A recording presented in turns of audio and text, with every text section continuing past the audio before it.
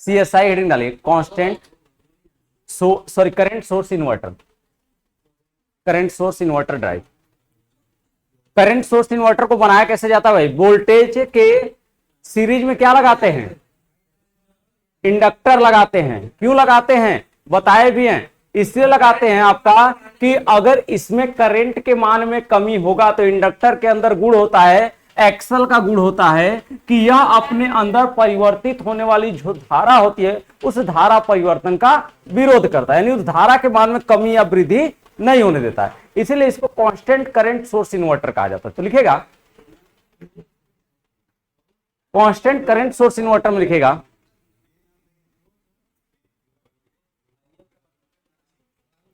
Constant induction motor है भैया, IM का मतलब। हाँ लिखेगा ये भैया, लिखो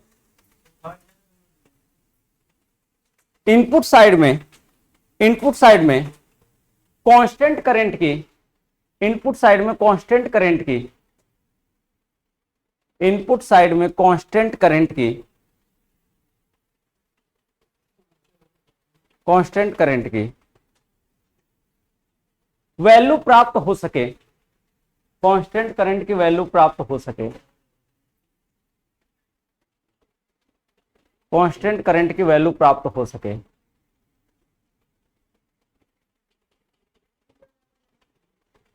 कांस्टेंट करंट की वैल्यू प्राप्त हो सके, इसके लिए, इसके लिए इनपुट के श्रेणी क्रम में, इसके लिए इनपुट के श्रेणी क्रम में एक इंडक्टर का प्रयोग किया जाता है, एक इंडक्टर का प्रयोग किया जाता है।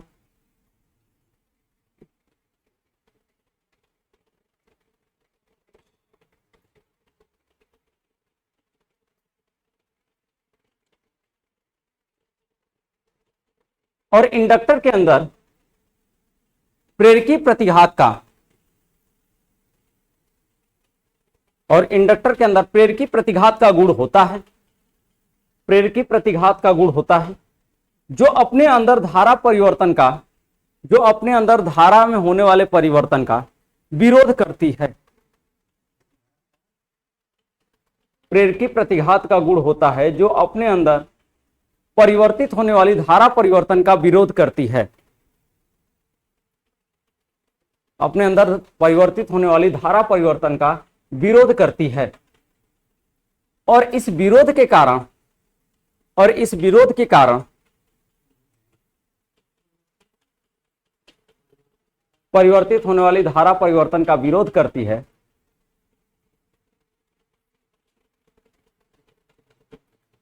ओके भाई, धारा परिवर्तन का विरोध करती है और इसके कारण अपने से होकर गुजरने वाली, और इसके कारण अपने से होकर गुजरने वाली धारा का मान कांस्टेंट प्रदान करती है, अपने से होकर गुजरने वाली धारा का मान कांस्टेंट प्रदान करती है।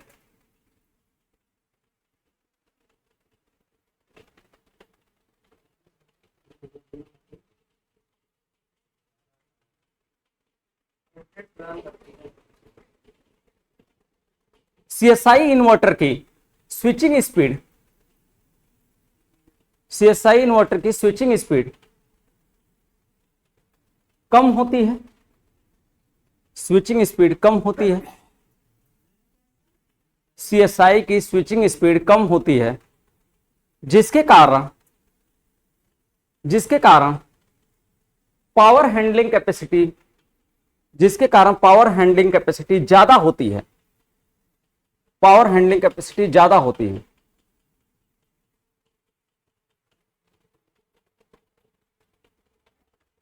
पावर हैंडलिंग कैपेसिटी ज्यादा होती है और इसकी वजह इसमें लगा हुआ थायरिस्टर होता है, और इसकी वजह इसमें लगा हुआ थायरिस्टर होता है,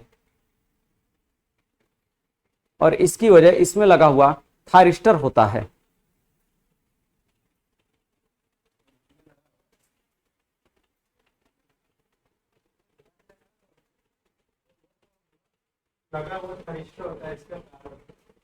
ओके भाई, थायरिस्टर होता है। इसमें किसी भी स्विचिंग का यूज नहीं करते हैं, इसमें किसी भी स्विचिंग का यूज नहीं करते हैं, इसमें किसी भी स्विचिंग का यूज नहीं करते हैं। और स्विचिंग के रूप में थायरिस्टर ही कार्य करता है।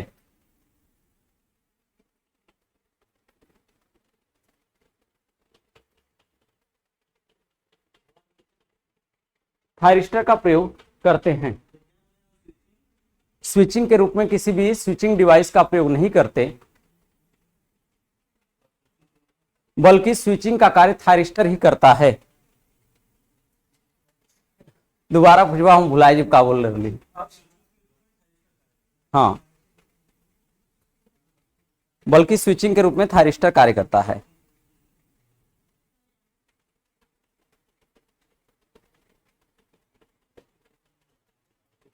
और इस थायरिस्टर के द्वारा मिलने वाली सप्लाई और इस थायरिस्टर के द्वारा मिलने वाली सप्लाई को कंट्रोल करके और इस थायरिस्टर के द्वारा मिलने वाली सप्लाई को कंट्रोल करके और इस थायरिस्टर के द्वारा मिलने वाली सप्लाई को कंट्रोल करके इंडक्शन मोटर के स्पीड को कंट्रोल किया जाता है।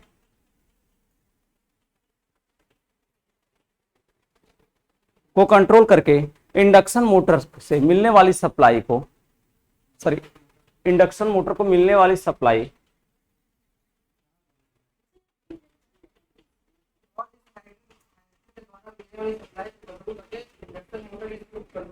हाँ, और इंडक्शन मोटर की स्पीड को कंट्रोल किया जाता है। एक बार फिर से बोल दिया विवेक, जो हम बोल लिया।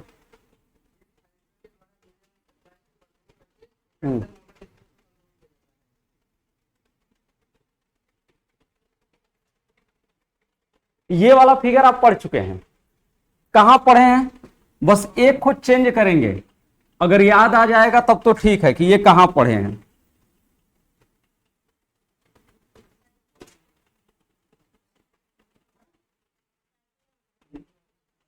कहीं पढ़ाए थे सीरीज इन्वर्टर?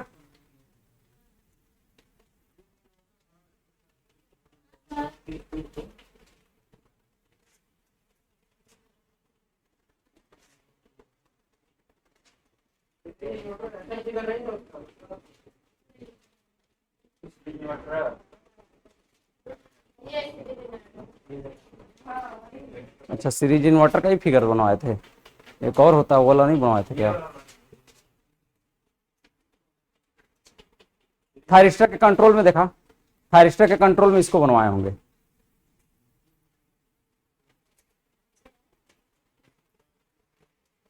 हम देखें,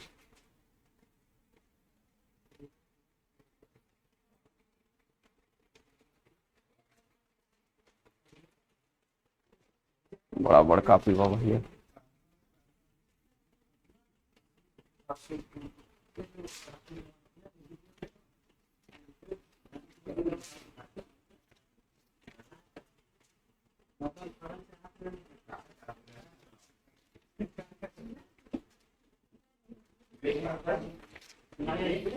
नहीं है ऐसा कहीं भी।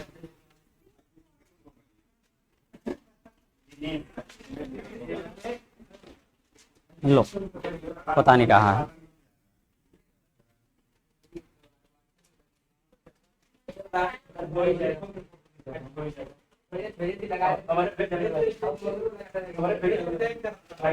ए भाई, हेडिंग डालेगा स्लीप कंट्रोल्ड एसी ड्राइव। ए भैया, हेडिंग डालिए sleep controlled AC drive, sleep controlled AC drive. हाँ,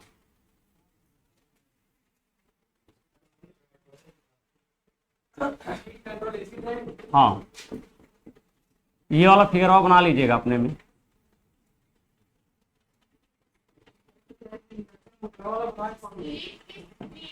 sleep, sleep controlled AC drive.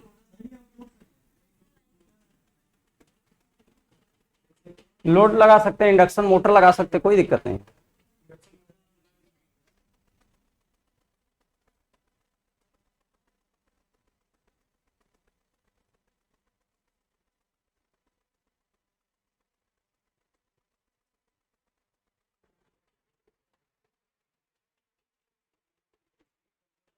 Sleep controlled AC drive.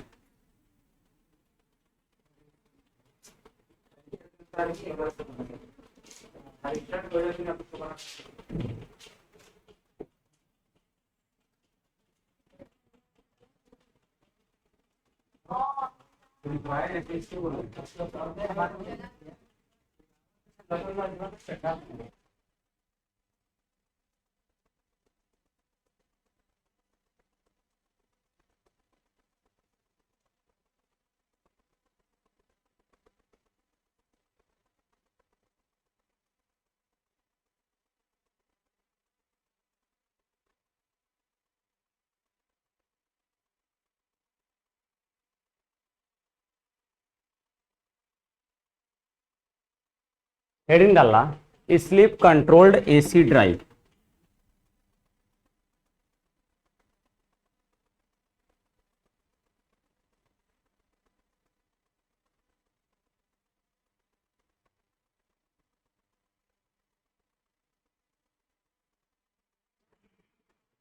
मारो भैया,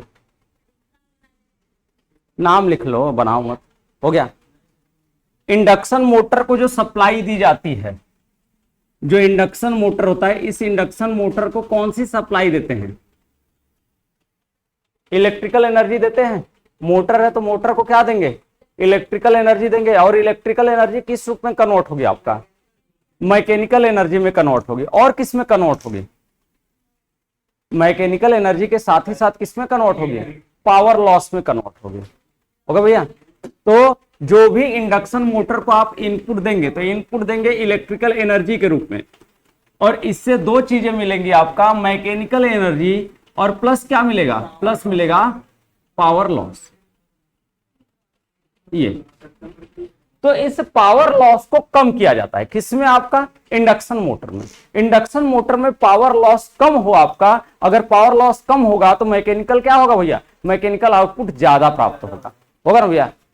जो भी आपकी मैकेनिकल आउटपुट है उसकी वैल्यू क्या होगी? ज्यादा होगी। अरे भैया ऐसे निकाल सकते हैं, इलेक्ट्रिकल एनर्जी बराबर होगा मैकेनिकल एनर्जी प्लस क्या होगा? आपका पावर लॉस होगा। अगर पावर लॉस बराबर या मैकेनिकल एनर्जी बराबर निकालेंगे तो क्या होगा? इलेक्ट्रिकल एनर्जी माइनस क्या होगा? पावर लॉस होगा। अगर पावर लॉस कम होगा तो मैकेनिकल एनर्जी क्या होगा? ज्यादा होगा ना। इस पावर लॉस को कम करने की ही जो विधि है वो है आपका स्पीड कंट्रोल्ड एसी ड्राइव। इसमें यही किया जाता है आपका कि इसमें स्लीप को कंट्रोल करके पावर लॉस को कम किया जाता है, और पावर लॉस को कम करके मैकेनिकल एनर्जी के आउटपुट को क्या किया जाता है? आपका इंक्रीज किया जाता है स्लीप कंट्रोल्ड एसी ड्राइव में। ये करते कैसे हैं ऐसा? तो आपको पता होगा I2 बराबर होता है, कहां पता होगा बस जान लीजिए, I2 बराबर होता है इंडक्शन मोटर की EMF ER बटा के होता है उसका रेजिस्टेंस इंपीडेंस Z2। ये एक फार्मूला होता है। किसके लिए होता है? इंडक्शन मोटर के लिए होता है। ये इंडक्शन मोटर है तो इंडक्शन मोटर को हम इनपुट देते हैं, ऐसे इसको हम इनपुट देते हैं, तो ये इसके स्टेटर में आपकी इनपुट सप्लाई फ्लो होती है। इसके स्टेटर में इस तरह से इनपुट सप्लाई फ्लो होती है। इसका रोटर जो होता है वो बंद परिपथ वाला होता है। ये रोटर जो होता है ये बंद परिपथ वाला होता है, और बंद परिपथ का होने की वजह से इसमें जो धारा फ्लो करेगी, इसमें धारा I1 फ्लो करती है, और इसमें जो धारा फ्लो करती है वो कौन सी फ्लो करती है? I2 करती है। तो इसका भैया अपना खुद का इंपीडेंस Z1 होगा, तो इसका खुद का अपना इंपीडेंस क्या होगा? आपका Z2 होगा। इसका खुद का EMF जो होगा वो E1 होगा, तो इसका खुद का EMF क्या होगा? E2 होगा ना भाई। ये सारी चीजें होंगी। तो जैसे आपका ये बाइंडिंग अलग है, ये बाइंडिंग अलग है ना, दोनों अलग अलग है ना, तो दोनों का रेजिस्टेंस अलग अलग होगा, दोनों का इंपीडेंस अलग अलग होगा, दोनों में धाराएं अलग अलग बहेंगी आपका, होगा ना। तो ये होता है आपका, तो ये इंडक्शन मोटर में रोटर ही मैकेनिकल एनर्जी देता है, क्योंकि रोटर से ही क्या होगा भैया? आउटपुट निकलेगा, और जब रोटर से आउटपुट निकलेगा तो रोटर ही क्या दे रहा है? आपका मैकेनिकल एनर्जी आउटपुट के रूप में दे रहा है आपका। तो इस रोटर पर धारा का मान क्या होगा? क्योंकि पावर लॉस बराबर क्या होता है? Power loss P loss is equal to क्या होता है? आपका P loss is equal to होता है I2 स्क्वायर R2। यही होगा ना, बोलो भैया। क्योंकि पावर लॉस कहां की बात किया जा रहा है? इसी के पावर लॉस की बात किया जा रहा है ना, क्योंकि यहीं पर सॉफ्ट पर ही क्या लगेगा? सॉफ्ट पर ही लगेगा आपका जो हमारा क्या कहते हैं ये व्हील है, या फिर जो आपका क्या कहते हैं अलग से पहिया वहिया है, कहां लगाएंगे? वो सब रोटर पे ही लगाएंगे ना। रोटर पे ही लगा करके किसी के द्वारा क्या करेंगे? पुल्ली के द्वारा या फिर चेन बेल्ट के द्वारा या फिर आपका किसी चीज से कनेक्ट करेंगे जिससे वो क्या करेगा, किसी भी चीज को घुमाएगा। तो यहां पर आपका ये जो रोटर है, रोटर पर ही मैकेनिकल एनर्जी आउटपुट के रूप में मिलेगी। तो मैकेनिकल एनर्जी आउटपुट के रूप में और पावर लॉस यहां दोनों होगा आपका। तो यहां पर आपका power loss is equal to होता है I2 into I2 square into R2। ये I2 बराबर क्या होता है, तो I2 बराबर होता है आपका ER बटा के Z2। ER ही क्या है, ER को ही बोला जाता है I2 बराबर यस E2 अपान Z2। ER बराबर होता है रोटर EMF बराबर होता है यस E2। स्लिप के कारण EMF जो प्राप्त होती है, स्लिप की वजह से EMF जो मिलती है आपका यस स्लिप, फिर वही स्लिप की बात आ रही है, हाँ वही वाला S बराबर NS माइनस NR अपान NS। क्योंकि ये क्या है, यहां म्यूचुअल इंड्यूस्ड EMF लागू हो रहा है। ये क्या है, बाइंडिंग किसी से कनेक्ट है नहीं जी, ये क्या बाइंडिंग किसी से कनेक्ट है, नहीं कनेक्ट है, ये अलग है बाइंडिंग, ये अलग है बाइंडिंग। बस क्या है कि एक बंद परिपथ वाला जो रोटर है, बंद बाइंडिंग है, बंद बाइंडिंग को इस जो सप्लाई दी जा रही, सप्लाई दी जाने वाली बाइंडिंग के बीच में रखा गया। तो म्यूचुअल इंडक्शन की वजह से क्या होगा, इसकी सप्लाई इसमें इंड्यूड होगी दूसरे वाले में, क्योंकि म्यूचुअल इंड्यूड EMF यही नहीं कहता है कि अगर भैया कोई आपका सप्लाई होगा, अगर इसके पास ये इनपुट सप्लाई दे रहे हैं और इनपुट सप्लाई के पास कोई बंद परिपथ वाला लाएंगे तो पहले की दूसरी में क्या होगी, इंड्यूड होगी आपका। तो यहां सप्लाई इंड्यूड होगी, लेकिन सप्लाई इंड्यूड होगी तो इसकी फ्रीक्वेंसी सॉरी इसकी स्पीड NS है, ये NS गति से घूम रहा है, ये भाग रहा है बड़ी तेजी के साथ। आपका जो सप्लाई देने वाला है वो भाग रहा है बहुत तेजी के साथ, और ये जो है ये NR की गति से घूम रहा है, NR की गति से घूम रहा है। तो ये दोनों के बीच क्या है, सापेक्ष गति है, क्योंकि इसकी सप्लाई ये इससे लेना चाहेगा। जब लेना चाहेगा तो एक भाग रहा है, एक उसके पीछे पीछे दौड़ रहा है उसको पकड़ने के लिए, उसकी सप्लाई को लेने के लिए, ऐसा है ना भैया। तो जितना इन दोनों की गतियों के बीच में अंतर आएगा वही मान इसको बस प्राप्त हो पाएगा, कि अपना संपूर्ण मान दे देगा। बोलो भैया, नहीं ना, कैसा होगा, तो संपूर्ण मान नहीं मिल पाता। इसकी वजह से इसका जो फार्मूला होता है ER रोटर EMF बराबर होता है yes into slip into rotor EMF। इसकी स्लिप की वैल्यू को घटा बढ़ा सकते हैं, स्लिप के मान को अगर चेंज करेंगे, स्लिप का मान को चेंज कैसे करेंगे, इस रोटर की गति को चेंज करके। जैसे आप लोग पढ़े हैं S बराबर क्या होता है, S बराबर होता है NS माइनस NR अपान क्या होता है NS, ये होता है स्लिप बराबर। अगर हम NR को बढ़ा दें, रोटर की स्पीड को बढ़ा दें, ऐसा कर दें, तो स्लिप की वैल्यू क्या हो जाएगी, तो स्लिप हमारी कम हो जाएगी, ये स्लिप की वैल्यू क्या हो जाएगी, कम हो जाएगी। अगर हम यही करते हैं क्या भैया, अगर NR को घटा दें तो स्लिप हमारी क्या हो जाएगी, बढ़ जाएगी, बढ़ेगी ना। हम स्लिप में ये परिवर्तन कर सकते हैं, कैसे परिवर्तन कर सकते हैं इस स्लिप में, तो स्लिप के मान में चेंज कर सकते हैं इस रोटर की गति को घटा बढ़ा करके। हाँ NS होता है, स्लिप बराबर होता है, हाँ स्लिप बराबर होता है, सापेक्ष गति स्लिप स्पीड बराबर होता है, स्लिप स्पीड बराबर होता है ये वाला NS माइनस NR, ये सापेक्ष गति बराबर होता है NS माइनस NR। ये तो ये जो उनका प्रतिशत अनुपात निकाला जाता है तो उसमें परसेंटेज ऑफ स्लिप जो आती है, स्लिप की वैल्यू NS माइनस NR अपन NS आती है। अगर हम NR की गति को किसी तरह से कंट्रोल करें तो हम स्लिप S को क्या कर सकते हैं, कंट्रोल कर सकते हैं। और अगर NR कंट्रोल हो रहा है, इस रोटर की गति को कंट्रोल कर रहे हैं, स्लिप कंट्रोल हो रहा है, अगर हम स्लिप की वैल्यू को क्या करते भैया, हम घटा दें, तो हमारा I2 भी क्या हो जाएगा, घट जाएगा। अगर I2 घट गया, I2 घट गया तो I2 के घटने पे पावर लॉस भी क्या हो जाएगा, घट जाएगा। और अगर पावर लॉस घट गया तो जाहिर सी बात है पावर लॉस के घटने पे हमारा मैकेनिकल आउटपुट क्या हो जाएगा, बढ़ जाएगा। NR यानी रोटर की स्पीड को घटाने की बात कर रहा है, तो रोटर की स्पीड को घटाने के लिए कैस्केड मेथड होता है, बहुत सारे मेथड होते हैं, लेकिन वो इलेक्ट्रिकल प्रॉपर्टी से होते हैं। यहां हम किसका यूज करेंगे, हम थायरिस्टर का यूज करेंगे। थायरिस्टर का प्रयोग करके जो यहां से सप्लाई आ रही है किसके ऊपर, इसके ऊपर, तो यहां स्लिप लगा होता है, स्लिप लगा होता है। स्लिप की खासियत यह होती है, जैसे इंडक्शन मोटर दो तरह से बनाया जाता है, एक स्क्वायरल केस टाइप होता है, स्क्वायरल केस टाइप, और एक होता है slip ring type, slip ring type. ये दो प्रकार के इंडक्शन मोटर डिजाइन किए जाते हैं। इनके रोटर की संरचना में क्या अंतर होता है कि इनके रोटर की संरचना ऐसी कुछ होती है, ये इसका रोटर हो गया, रोटर के ऊपर ये कोर हो गया, और कोर के ऊपर ये बाइंडिंग हो गई, ये बाइंडिंग हो गई।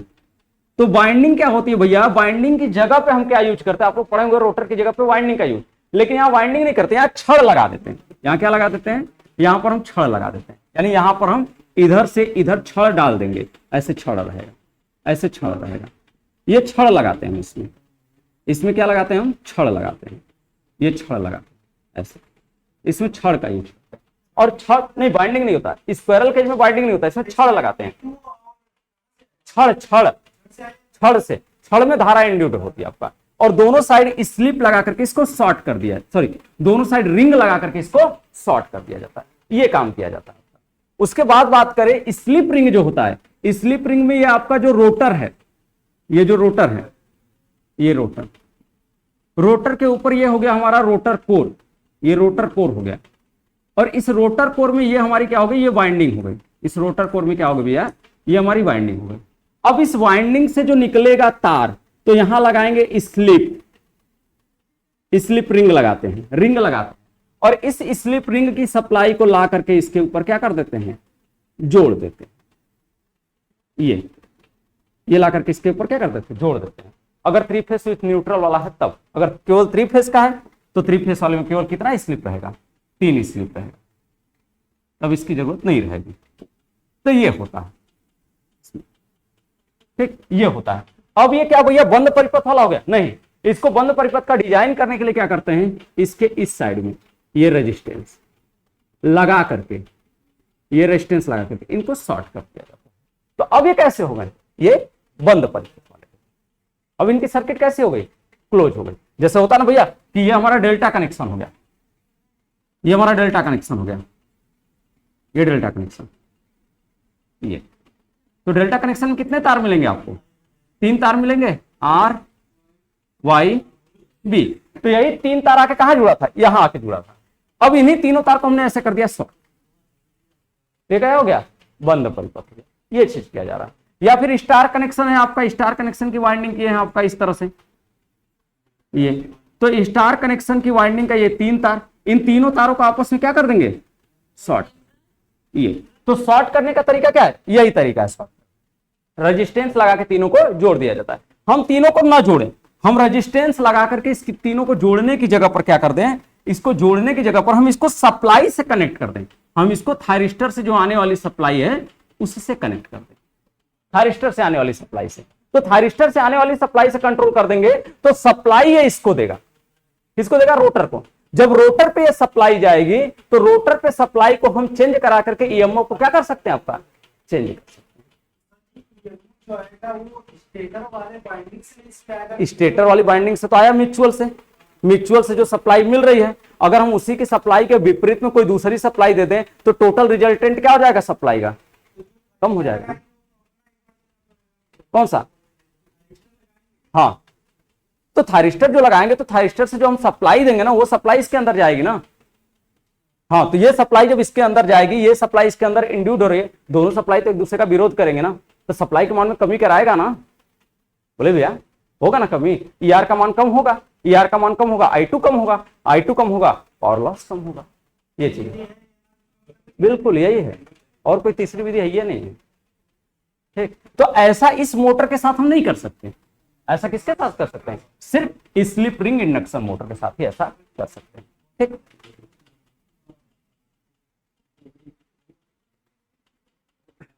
तो लिखेगा इसमें,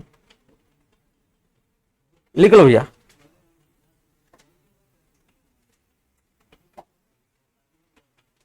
लिखेगा, यही लास्ट टॉपिक था, इसके बाद सब कहानी इसकी आईसी की खत्म। चलिए ठीक है, तो वो तो शालिनी बताएगी। हाँ देखो, छूटा क्या है आपका, हम बता देते हैं आपको। छूटा है आपका जो ड्राइंग है, ईडीडी में छूटा है ट्रांसफार्मर का विकल्पन, चोक का अविकल्पन। ये मैं एक ही शर्त पे पढ़ाऊंगा, जब आप कॉलेज से क्लियरेंस देंगे कि सर हमको चार्ट मिलेगा कॉलेज से, क्योंकि इसमें क्या होता है, इसमें नॉमिनल डायामीटर होता है, स्टैंडर्ड डायामीटर होता है। ये इतनी साइजें होती हैं कि अगर कोई भी क्वेश्चन पूछा तो ये साइज किसी भी बच्चे को याद नहीं रहती है, तो ये कॉलेज वाला उस साइज का पूरा चार्ट ले जाके बच्चे को देता है। लेकिन बच्चे को डिमांड करना पड़ता है कि सर हमको चार्ट मिलेगा कि नहीं। क्वेश्चन अगर हम हल कर रहे हैं, चोक का विकल्पन का क्वेश्चन आ रहा है, ट्रांसफार्मर का विकल्पन का क्वेश्चन आ रहा है, तो हम क्वेश्चन को हल करेंगे तो उसमें 8 ऐसे होंगे जिनकी आपको वैल्यू दिखानी पड़ेगी, और वो वैल्यू बिना चार्ट के नहीं दिखाई जा सकती। और वो क्योंकि उसमें क्या भैया, जब चोक निकालेंगे, चोक का डिजाइन करेंगे, आपको अभी बता देते हैं, नहीं बाद में ये चीज बढ़िया की याद दिला दिए। जैसे ये ट्रांसफार्मर हो गया, तो ट्रांसफार्मर में ये अगर ट्रांसफार्मर का अविकल्पन कर रहे हैं तो ये सभी साइजें अलग अलग होती है। ये साइज अलग होती है, ये साइज अलग होती है, ये साइज अलग होती है, ये साइज अलग होती है, ये खिड़की की चौड़ाई अलग होती है, खिड़की की माप। तो ये सारी साइजें जो निकलती हैं ये किसी चार्ट के माध्यम से निकाली जाती हैं। अगर ये चार्ट कॉलेज वाले आपको देंगे तब तो हम डेरिवेशन कराने के लिए तैयार हैं, नहीं तो हम डेरिवेशन नहीं कराएंगे, क्योंकि कोई मतलब नहीं है मेरे डेरिवेशन कराने का। जब कॉलेज वाला चार्ट देवा नहीं करेगा, आप जाके उसका सवाल लगा ही नहीं सकते, तो मैं क्यों लगवाऊं फालतू में। कॉलेज वाले चार्ट देंगे कि नहीं, पहले ये क्लियर तो कर लो आप, क्योंकि 8 साल से हो गया मेरे को पढ़ाते हुए, कोई कॉलेज वाला नहीं देता चार्ट। भैया पेपर में चार्ट आपको मांगना पड़ेगा। और मैं एक चीज और बता देता हूं, ये चार्ट कोई भी कॉलेज वाला जल्दी नहीं देता। क्यों? क्योंकि कॉलेज में जितने भी है वो खुद है, उनको नहीं पता कि चार्ट भी दिया जाता है उसका। हाँ भैया हम एकदम साफ बात कहते हैं, हम बता रहे हैं ना, 8 साल से हम पढ़ा रहे हैं, जबकि नियम ये कहता है कि आप, उसमें साफ साफ किताब में लिखा हुआ कि कॉलेज से एग्जाम देते वक्त आपको चार्ट मांगना पड़ेगा। जितने भी टीचर हैं आज के समय में सब जीएल हो गए, उनको पता नहीं है। जीएल जो रखे जाते हैं वो बीटेक एमटेक वाले रखे जाते हैं। बीटेक में कभी ड्राइंग पढ़ाई नहीं जाती। साफ सुनिए, बीटेक में ड्राइंग है या नहीं है? बता तो रहे हैं, पॉलिटेक्निक करके जाते हैं ना, तो वो पढ़े हुए टीचर्स हैं, उनको अगर पता होगा तो वो देंगे, नहीं तो अपनी जान छुड़ाने के लिए। भैया हम कह रहे हैं अपनी जान बचाने के लिए, कहते हैं कि नहीं ये सब नहीं मिलता एग्जाम में, सीधा कह देते हैं, बस इसी है। हाँ कुछ बनाएंगे नहीं। इसमें 3 पन्ने का न्यूमेरिकल होता है, चौक का डिजाइन करना, ट्रांसफार्मर की डिजाइन करना, इसमें 3 पन्ने का न्यूमेरिकल होता है एक क्वेश्चन का। और उस एक क्वेश्चन के न्यूमेरिकल के लिए आपको क्या करना पड़ेगा भैया, स्टैंडर्ड साइज का चार्ट आपके पास होना चाहिए। टोटल 8 चार्ट आपको चाहिए। अगर वो चार्ट देने के लिए कॉलेज वाला तैयार है तो हम पढ़ाने के लिए तैयार हैं। हाँ क्योंकि भैया खिड़की की साइज निकालेंगे, फिर ये साइज निकालेंगे, फिर नॉमिक चार्ट का मतलब वो 8 बार चार्ट नहीं, ये जो आपका एक छोटा छोटा चार्ट जो होता है जिसमें A B C D E F की माप लिखी होगी, ऐसे ए बी सी डी, ये वाला, जैसे इसकी माप ए हो गई, इसकी माप बी हो गई, इसकी माप सी हो गई, इसकी माप डी हो गई, तो ये चार्ट होता है आपका। ये चार्ट आपके पास होना चाहिए। तो इसमें क्या है, इसमें ये साइज आप निकालेंगे, आप एक साइज ज्ञात करेंगे, एक साइज आप ज्ञात करेंगे। जैसे आपने साइज ज्ञात किया 0.246, इतना एमएम आपने साइज ज्ञात किया। ये साइज जो ज्ञात किया आपने, एक अप्रॉक्स साइज ज्ञात किया, लेकिन आपको अब क्या चाहिए, आपको चार्ट के हिसाब से स्टैंडर्ड साइज चाहिए। तो चार्ट के हिसाब से स्टैंडर्ड साइज क्यों लिया जाता है, क्योंकि मार्केट में वो चीज उपलब्ध होनी चाहिए। आप निकालें 2.46 mm, 0.246 गए मार्केट में लेने के लिए कि हमको इतनी पत्ती की इतनी पत्ती वाला जो है, क्या कहते हैं, इतनी चौड़ाई वाली पत्ती हमको यल साइज की चाहिए। वो कहेगा भैया ये तो इवे नहीं करता है मार्केट में। तो स्टैंडर्ड साइज एक होती है, सब स्टैंडर्ड साइज में आता है। तो स्टैंडर्ड साइज ये जो निकाले होंगे, इसके अप्रॉक्स देखेंगे इसमें कि कौन सा मैच कर रहा है। वो देखने के बाद इसका A B C D E F जो है पैरामीटर वो देखेंगे, फिर डिसाइड होगा कि ये टोटल कितने माप के होंगे। उसके बाद खिड़की की चौड़ाई निकालेंगे। खिड़की की चौड़ाई निकालने के बाद आप कंडक्टर की साइज ज्ञात करेंगे। कंडक्टर कितनी साइज का होगा, उसकी मोटाई कितनी होगी प्राइमरी पर, उसी तरह सेकेंडरी पे कंडक्टर के साइज की मोटाई कितनी होगी, उस पे इंसुलेशन कितना होगा, ये सब निकालना पड़ता है। तो ये सब निकालने के लिए आपको क्या करना पड़ेगा, ये सब निकालने के लिए आपको एक चार्ट पेपर की आवश्यकता पड़ेगी। कौन से चार्ट पेपर की, तो जो आप सफेद वाला चार्ट पेपर कॉलेज में लेके जाते हैं वो बनाने के लिए नहीं, बल्कि कौन सा आपको जो चार्ट पेपर चाहिए, यानी जो स्टैंडर्ड साइज सब में लिखा हुआ है वो वाला चार्ट चाहिए। अगर वो कॉलेज वाला देने के लिए तैयार होगा तब तो हम पढ़ाएंगे, और कहेगा नहीं देंगे तो हमको पढ़ाने कोई मतलब नहीं।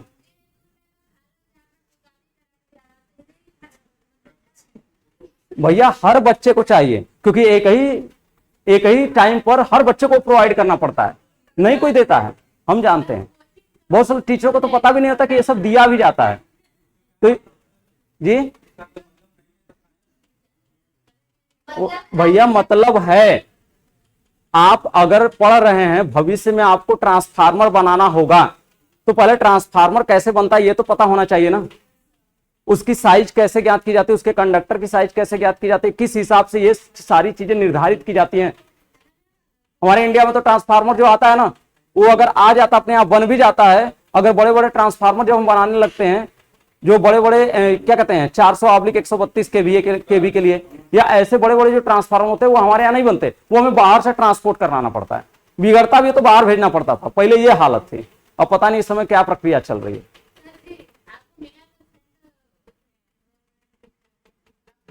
नहीं मिला था, कोई नहीं दिया था। जब हम पढ़ रहे थे तो हमें पता ही नहीं था, हमें कोई बताया ही नहीं। बाद में हमें पता चला कि ऐसा भी होता है। किस बात का विरोध करेंगे? जब हमको उस टाइम पता नहीं तो हम विरोध किस बात का करेंगे? नहीं, जब हमें पता ही नहीं तो हम विरोध किस बात का करेंगे? जब पता होगा तब तो विरोध करेंगे ना। क्या भैया, सवालिया लगाएंगे तब तो नंबर मिलेगा ना। और सवालिया लगाने के लिए चार्ट पेपर तो होना चाहिए। कहेगा 1 केवीए के कोर की डिजाइन कीजिए। अब 1 केवीए के कोर की डिजाइन करनी है, उसके वाइंडिंग की डिजाइन करनी है, उसके खिड़की की चौड़ाई की वैल्यू निकालें, तो ये सब कहां से निकालेंगे? जब आपके पास वो सारणी रहेगी तब तो निकालेंगे ना। निकाल ले ला, कुल कैलकुलेशन कर ला, साड़ी मिलवा नहीं कल कॉलेज से, नौवा नहीं लिखला, कौन नंबर दिया सो भैया? कुल कहानी तो खत्म। और एक सवाल लगाओ में तो कम से कम 1 घंटा लगे। कहा कि 3 पेज का सवाल जाए भैया, यो हम बता देते हैं। बता तो दिली कि भैया ट्रांसफार्मर इलेक्ट्रिकल से पढ़ा तो ट्रांसफार्मर बनावे को हुई तो तुके पता हो कि चाहिए ना का जरूरत पड़ला, कैसे कैसे बनला, एकरे बदे पढ़ावल जाला। ठीक, बस दिक्कत ही। चला एक एक लिखवा के खत्म करा दें इनका कहानी। अब तू जो तोहार बचल हुई, हाँ टीडी में हमको बता दिया जो टॉपिक छोटा पढ़ा दें। अच्छा